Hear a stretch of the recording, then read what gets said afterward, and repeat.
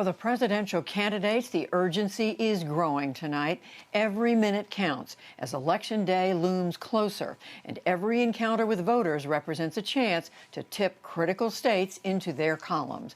White House correspondent Yamiche Alcindor reports on this day.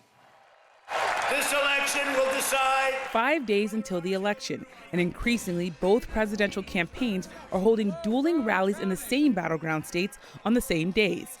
Today it was Florida, a state that has backed every winning candidate since 1996 and with 29 electoral votes at stake. President Trump held his rally in Tampa.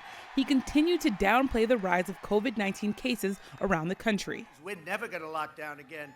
We locked down, we understood the disease, and now we're open for business, and that's what it is. Our vaccine will eradicate the virus, and by the way, we have it. But whether we have it or not, it's rounding the turn. It's rounding the turn.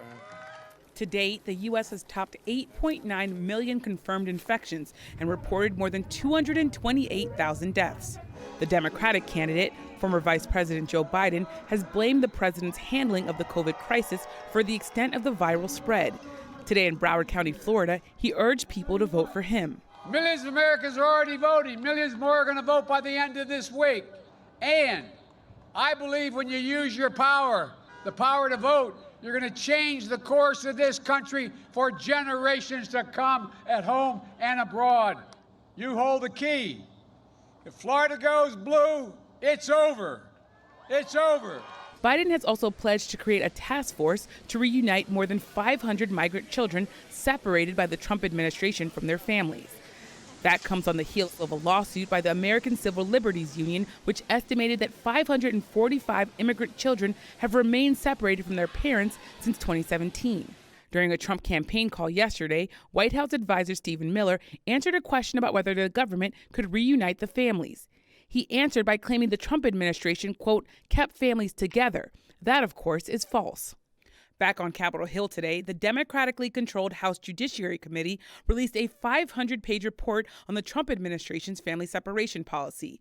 The findings concluded that the government initiated separations a year before expanding the policy nationwide, and it did so knowing that there was no plan to reunite them. As for the running mates, Vice President Mike Pence focused his campaign efforts in Iowa before heading to Nevada. California Senator Kamala Harris spent the day attending virtual events. But record numbers of Americans have already made their decisions, as evidenced by the lines at early voting stations. Across the country, voters have spent hours waiting to cast their ballots. Madison Myers of Atlanta was one of them. I'm really surprised at myself that I stayed in the line, because when I was at the end of it, or at the back of it, I actually wanted to get back in my car. Already, more people have early voted this year than half of all votes cast in 2016. For the PBS NewsHour, I'm Yamiche Alcindor.